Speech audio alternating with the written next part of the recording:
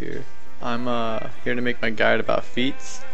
I made two other guides about my character, about the gear, power, and ability, gear stats and ability score. And I made another one recently about just my powers alone, about leveling, and what you should use at level 60. This one is going to be on feats, on what you should build up, so when you hit 60 you have the correct feats, you don't have to respec, because you wasting astral diamonds is really annoying just to add respec. I don't like it. I really wish they would change the system, but it is what it is. So here's going to be the guide on the feats for the Great Weapon Fighter. What you're going to want to do is, when you look at it when you first set level 10, it all depends on your class. If you're a human, you get 2 feats. If you're a normal other race, you're going to get 1. What I'm going to do is I'm going to go over what you would want for a normal class other than human, and at the end of my feats I'm going to show you exactly what you should go for if you're human to get the extra points. First thing you're going to want is definitely going to want unstoppable action. You're going to gain points when you're unstoppable for more action points. You're always unstoppable almost every single time in the game. Like, you're always going to be taking hits, you're going to be giving hits. You're going to be building a lot of determination to be unstoppable, which then allows you to build more action points, which allows you to do slam, which allows you to build your power. It all works out in the end. After you get your unstoppable, you're definitely going to want discipline and strength. Increase your strength by 6%, what it gives you normally. This is very important. More damage, of course. Then you're going to want to move over to Endless Assault. Your encounters deal 6% more damage, because you do use your encounters every single time they're up. If they're up and you're not using them, then you're wrong, because you want to build action points. Because once when you build your action points, you use your dailies, which increases your damage by a lot. Then you want Steely Defense. This is probably one of the most important feats of all your feats. Increase your power 20% of your defense. This is huge. The reason why I say it's huge is because your gear that you're gonna get has a lot of defense on it, and you want a lot of power for the bleeds that you're gonna get, because you have to have power. It goes off your power. The higher the power, the higher the bleed it does. So having your defense also increase your power is huge, especially if you have a lot of defense, which you can get if you have the right gear for it, and my other videos I show. So then you get that. Then you're going to definitely want your crit severity to go up by 15%. That's really important. You definitely want a lot of crit severity. And then you're going to want 1 point into extra crit. That's all you're going to have left. So that's the build you want.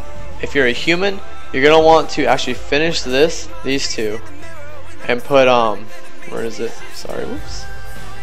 And definitely put one into armor specialization, just to increase your defense. But this is more important. You're definitely gonna want this over this, because it's not that much increase that you can see a huge difference, because you're increasing your defense by 15%, which then you're only really increasing your power by like 30 or 40. But instead of getting 30 to 40 power, you're actually losing 2% crit, which is huge. The crit's more important in my opinion. For that much of a difference, actually, for power, I should say. Because I know I said crit and power after 33%. But if you're at 33% and you go to 35 because of this, it's better, because 40 power is not going to add that much. Because then you add that 40 power to 15% of it, which then turns into like 3 extra damage of your bleed. So it's not that huge of a deal, whereas you can get 2% extra crit. So that's the whole point why you want it. You want to get that. If you don't crit, then you don't bleed. You know what I'm saying? Like, so it's really important. Then you're definitely going to want to go straight down Destroyer Path. What you're going to want is definitely, you're going to first want to get Great Weapon Focus, because at this point you're level 30, and by the time when you max this out, you're going to get Weapon Master Strike, which is your strongest at will. So having 10% more damage to it's awesome. And then since you have Weapon Master Strike, then you want to do Staying Power next. Like, that's your next ability you want. What it does, and as you mitigate the damage also by the normal ability of it, as you can see right here, reduces damage resistance against your at-wills. You're also, with the debuff, you're actually adding an extra 10% debuff from the encounters that they're going to take from you. So if you debuff them once and then you do all your encounters, you're actually going to do 10% plus an extra 6% from your feet and your paragon. So you're doing 16% more damage from just because the debuffs on them with your encounters. After that, you're going to want Deep Gash. What Deep Gash does, every time you do a critical strike, you cause the target to bleed 15% when you max it to 5 points, 15% of your power over 5 seconds. So the higher the power, the higher the bleed, which means more DPS, which is really, really good. Because this actually, what happened was they fixed it. It used to be a bug where if your bleeds crit, it would actually start another bleed on top of that bleed. But they fixed it where now it's just one bleed. So before deep gas used to just be really OP, because that's when it used to be max your crit, but not anymore since it's fixed. After you get these three things, you're definitely going to want to move over here. You're going to want Battle and Awareness. It says Savage Advantage grants you 25% shorter cooldowns for 5 seconds. That's not the main reason why. I mean, you don't even use Savage Advance because Crescendo is better. The reason why I use this is because Slam. When you max out to 5 points, Slam gives you 25% more power while it's active. So you got to think about it. If you have 7k power, I mean I have 6k power right now, 25% of that, that's a fourth. That's 1500 extra power I'm getting from just activating Slam, which increases Slam's damage now too. And then you just go on town. You do so much more damage. You'll see the difference too. You'll be like, wow, I just destroyed that mob. It's a huge increased damage. That's one of the things you have to have.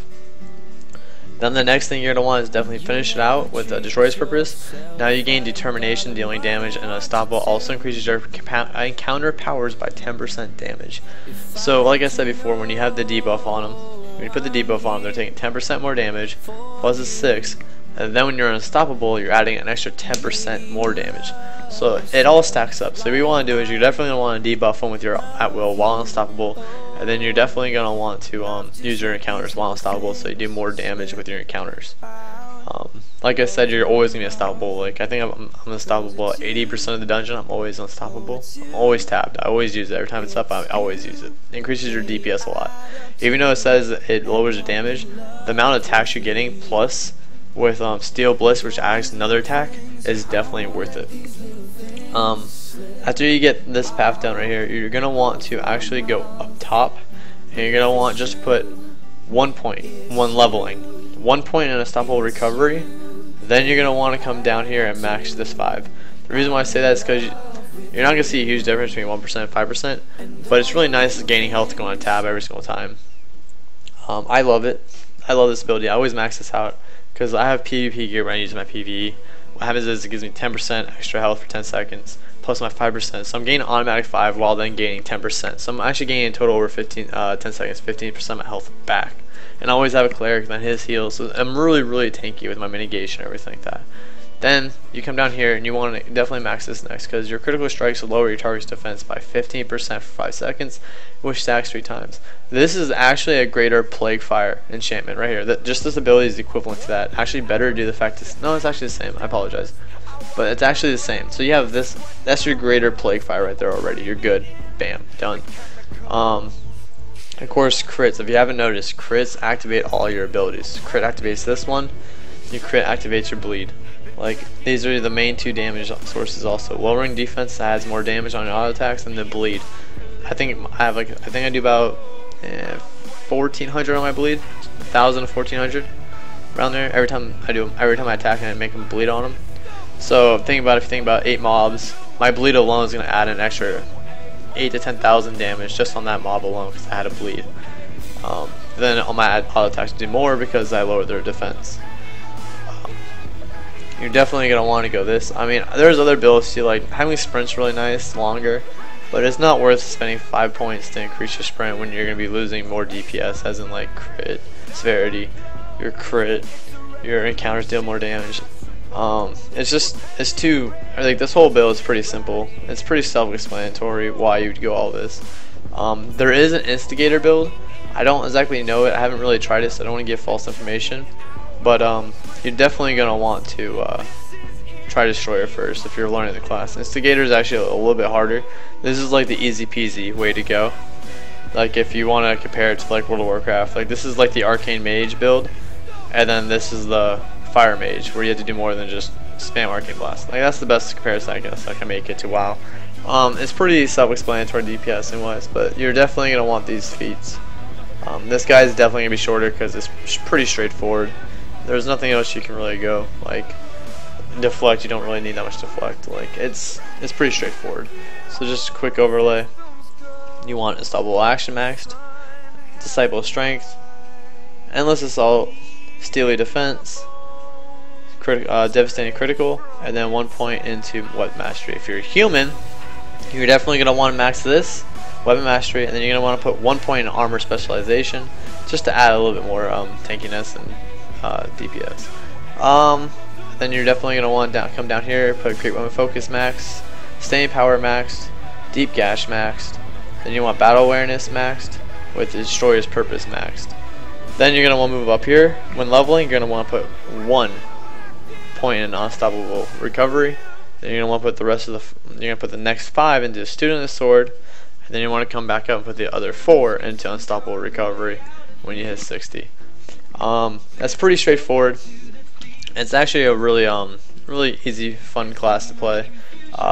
You're definitely gonna want to go that if you've been following my other 2 guides and you're gonna follow it all the way through. You're definitely gonna want those. You don't want to change the feats at all. I've actually changed. I think I spent almost a mil changing my feats over and over to try other things. That's the way you want to go. That's the best I found so far. If anyone has any better, please leave a comment below and I'll get back to you. We'll talk about it. But that's it for this guide.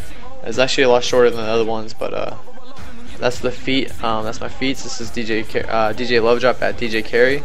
At DJ Carry is my handle on Dragon server. If you have any questions, want to add me, need any help, just send me a whisper, and I'm always there to help you guys out.